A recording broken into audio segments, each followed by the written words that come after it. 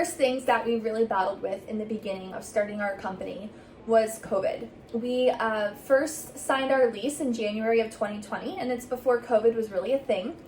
And then by March of 2020, the entire world was shut down. We had to cancel our Disney passes, and much like many people around the world, figure out what exactly COVID was and how to navigate it. And that created a lot of extra pressure with starting a company at the same time. I remember my dad saying, this COVID thing's really going to impact your startup plan. And we were freaking out because of money, of course. We just signed a lease, and we had this plan of being able to start summer camps as early as May, June of 2020. And we knew that COVID, if it impacted it too much, would delay our start of generating an income. And we really didn't have a ton of wiggle room during that time frame. So we were definitely stressing out a lot. Yeah, there were a lot of unknowns. We didn't know if people would be coming back in person, if we were going to have to teach online, if people would even be interested in school, what that looked like, how we could best set it up for the kids coming in our doors. And we kind of took it week by week. We really didn't know what to expect. We started to research what school needed to look like going back in person. And we had to develop a lot of guidelines, a lot of policies and procedures on what happens when people are back and how to keep people healthy and all that type of stuff. So in the very beginning, we learned a lot about germs and school desk dividers and masks and all the kind of crazy things that went into that. Remember my mask journey when I bought like every type of mask on the market? I had the one with the big open mouth. That one was embarrassing. And then it got foggy. Yes, and then I had the hat that had the drop down, and it was like Velcro piece. That one gave us headaches. It was like pushing into our and we temples. had like the gas, like the face shields. Face shields. Yeah. Yeah, we experimented a lot of different things, and I think one of our concerns of we bought a bunch off Etsy. We did. Yeah. I had a lot of ABA themed masks. Yeah.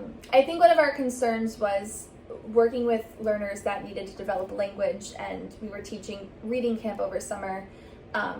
They needed to see our mouth in order to help form sounds and letters and approximations. So covering up our mouth made it a little bit harder for them to learn. So we were trying to work through that barrier, but yeah, there was a few kids who we didn't even see their face for the first couple months of them being with us.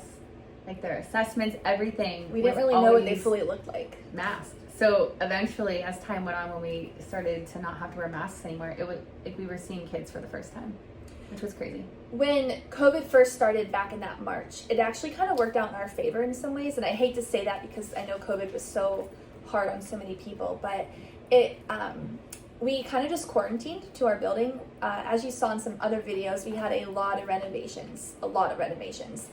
And there really wasn't a ton of time to do it. We were both working full-time in the school system, so we were struggling with trying to navigate and balance all the different pieces, but being able to shut down and just quarantine and paint walls and work on flooring was beneficial. There was a time, too, where we had a curfew. Yeah. And you had to be at your destination by a certain time. Yeah. And we would just race to, we called it the building. We'd race to the building to get there before curfew ended. So that we could just lock ourselves in the building, and we just kind of work all night. We covered the windows. We put like tape and like paper up so people wouldn't see us working inside. Yeah, because we weren't supposed to be there. And we would just stay there till like 4 or 5 in the morning, and then go home. Yeah, it was a weird time. But I think being in Florida, COVID was a little bit more, or the regulations around COVID was a little bit more lax compared to other states, which is its own whole controversy, but. It definitely helped from a business perspective, opening a little bit sooner. So that August we were able to open as planned, and we did have summer camps, just a very modified version. We actually were on the news. Insert our news clip about our summer camp for COVID here. Fox 35. They should re-interview us. They should. Let's reach out to them. Yeah. But yeah, we were one of the only people opening up for summer camp. So Fox 35, we were both wearing like homeless clothes and painting, sweaty, gross. So gross. We got a phone call. They saw one of our ads for summer camp, and we were one of the only people starting to offer summer camp that June. We delayed from our original plan, but we were able to open that June, and they wanted to do an interview with us. And we're like, Absolutely. When? And they're like, we can be there in 45 minutes. I had Riley there. We were gross. I had No all makeup. 3 of my kids, and to get to my house and back was 40 minutes alone. And I had to go get clothes and just kind of grab my makeup bag, was putting makeup on as I was driving back, had my dad meet me to take my kids, and then we just sped cleaned the building to make it look somewhat presentable, and had a whole Fox 35 interview Yeah. That's about COVID. But during that school year, we had to shut down a couple of times. We had to navigate all of that. I don't know. Yeah. I'm glad it ended. Yeah. Yeah. We just kind of adapted the policies and kind of figured out how to navigate through it and asked our staff a lot what they felt comfortable with doing, and then eventually the regulations and restrictions started to really go down, and we just constantly monitored like what's the latest update, what is the CDC saying, what do our staff feel most comfortable with, what do our parents feel most comfortable with, and eventually we just kind of got back to normal, and everything just kept rolling on. Which I think is also good for the students we serve. They were really struggling with online learning. It was definitely not ideal for them.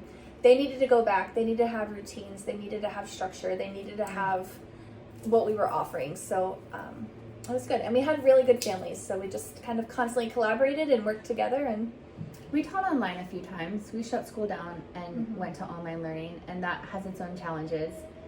We got COVID a couple of times and all that. oh, remember we were at school. We were shut down and we were creating a whole online classroom. And we were making videos We were like this sharing close lunch. proximity. We were also We were sharing. having Mexican food. Yes, we were sharing fajitas and queso Yes. dip.